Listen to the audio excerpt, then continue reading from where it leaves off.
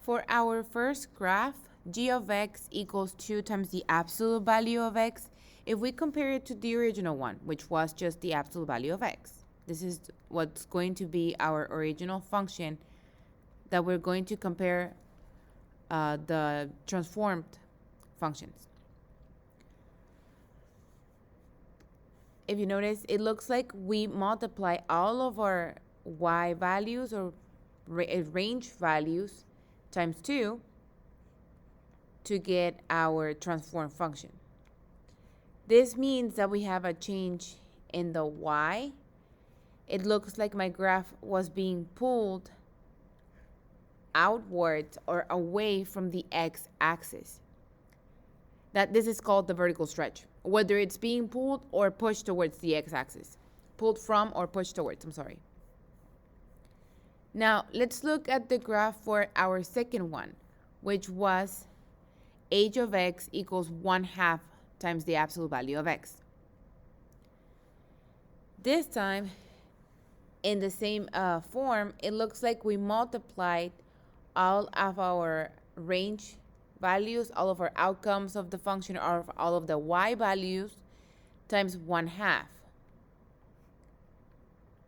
And this time my graph, instead of being pulled away from the x-axis, it looks like it's being pushed towards it.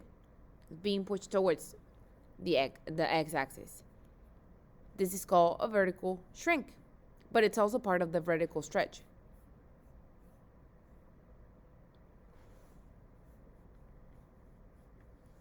Now for our last one, for graphing k of x equals to the absolute value of 2 times x, if you want to, you can take out the absolute value of 2 as a product with the property of absolute values, and you'll end up having that it looks exactly the same as the vertical stretch 2 times the absolute value of x. By the property of absolute values, if I'm multiplying inside my absolute value, I can factor it out as 2 absolute values. Now I will have the absolute value of 2 times the absolute value of x.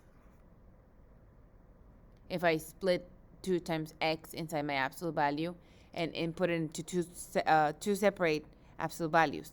The absolute value of 2 is just 2, so we end up getting the exact same graph as if it was 2 times the absolute value of x. Again, it was horizontally stretched. But just so you know, for future reference, whenever you have this type of function where your multiplying or your transformation is inside the absolute value, this will be the equivalent of f of a times x, because whatever scale, I think it's called scalar, I'm sorry, whatever scalar you're multiplying by, it's inside the domain, or you're modifying the domain value, which is the x, instead of after you compute f of x, modifying f of x.